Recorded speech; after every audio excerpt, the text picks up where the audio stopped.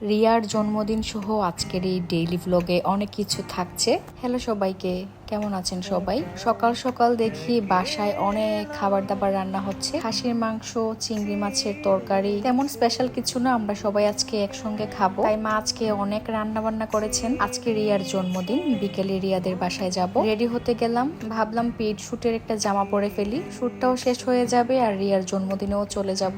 ইমা এসেছিল, আমি আর ইমা একসঙ্গে যাব। বেশি দূরে না, কিন্তু ছাদের বাসায় রিয়ারা থাকে।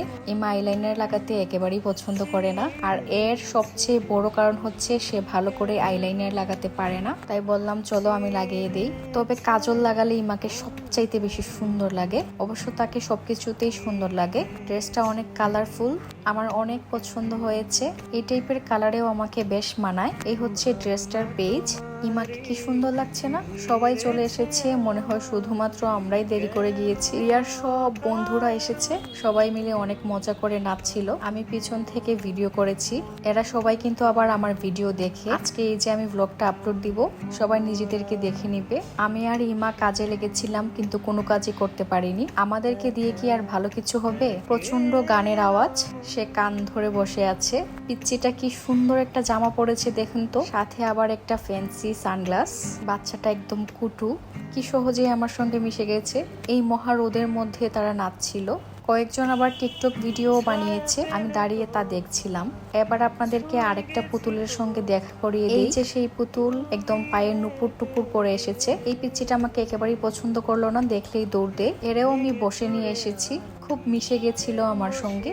তাকে আমার ভিডিওতে একটু পোজ দিতে বললাম, সে প্রথমে বলল পোজ দিবে কিন্তু হাসবে না, তারপর হাসিয়েও ছেড়েছি। অনেকক্ষণ বসার পর রিয়ার কেক চলে এসেছে, সে এখন কেক কাটবে। রিয়াকে আপনারা চিনেন না, কিন্তু রিসাকে কিন্তু অনেকেই চিনেন। রিসার বড় আপুই হচ্ছে রিয়া। রিসা কিন্তু আমার অনেক ভালো বন্ধু, যদিও রিয়ার জন্মদিনে গিয়ে আমি রিসাকে ভুলে গেছি। তার সঙ্গে না আছে কোনো ছবি, না আছে কোনো ভিডিও ক্লিপ। এদের সবার সঙ্গে একটা ভিডিও করলাম।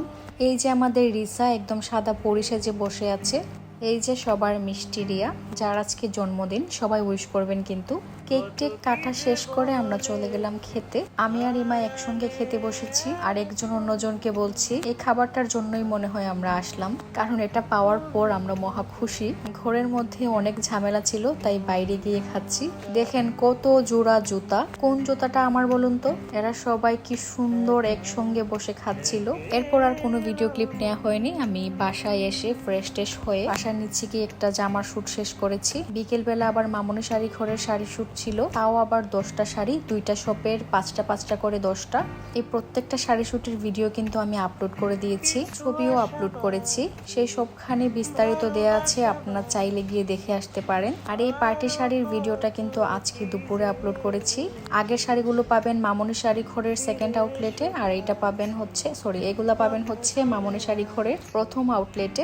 এই ছিল আজকের সন্ধ্যার খাবার। পরোটার সঙ্গে খাসির মাংসের ঝোল। এটা কিন্তু বাসায় বানানো না, পানসি থেকে আনা হয়েছে। আমার ভিডিওতে মনে হয় সবচাইতে বেশি খাবারের ক্লিপগুলাই থাকে, কারণ আমি সারাদিন খেতেই থাকি। পরোটা আমার অত বেশি পছন্দের না। সবার সঙ্গে বসে খাচ্ছিলাম, ভালোই লাগছিল, মন্দ না। আজকে ডেইলি ভ্লগে কিন্তু তেমন বেশি কোনো ক্লিপ নেইনি, এই ভ্লগটাও ছোট।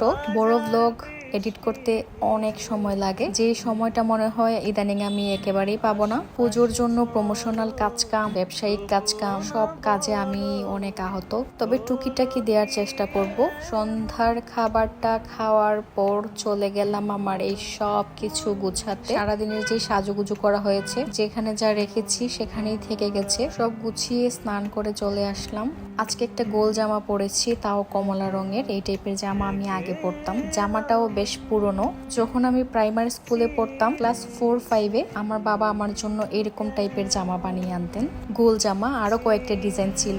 তো রাতের স্কিন কেয়ারটা শেষ করে ফেলছি। আমি যদি সন্ধ্যার বেলাও স্নান করি, সেই রাতের স্কিন কেয়ারটাও আমি ওই টাইমেই করে ফেলি। সারাদিন স্কিনের উপর অনেক দখল যায়, মেকআপ শুট, শাড়ি শুট সবকিছু করার জন্য। বিবি ক্রিম, সানস্ক্রিন, ফাউন্ডেশন, কত কিছু কিছুই না ব্যবহার করতে হয়। তবে সব মিলিয়ে আমার স্কিন অনেকটাই হেলদি। নিয়মিত স্কিন কেয়ার করি, বেশি বেশি করে পানি খাই। সবকিছু গুছিয়ে চলে এলাম কাপড় গুছাতে। সারাদিনে আমি এত সব কাপড় এদিক ওদিক করি, যার পরিমাণ অনেক বেশি। তো এইসব গুছাতেই অনেক সময় লেগে যায়। এদিকে স্কিন কেয়ার করার পর স্কিনের মধ্যে যে একটা চিকচিক ভাব চলে আসে, এটা আমি কয়েক সেকেন্ড ধরে দেখতেই থাকি। আজকে মোবাইলের ক্যামেরায় দেখাচ্ছি, নয়তো আয়না ধরে বসে থাকি। আসলে আমার নিজেকে আমি নিজেই দেখতে বেশি পছন্দ করি। এই ছিল রাতের খাবার, আর এই অবধি হচ্ছে আজকের ভিডিও। সবাই অনেক বেশি ভালো থাকবেন, সবাইকে জানাই টাটা।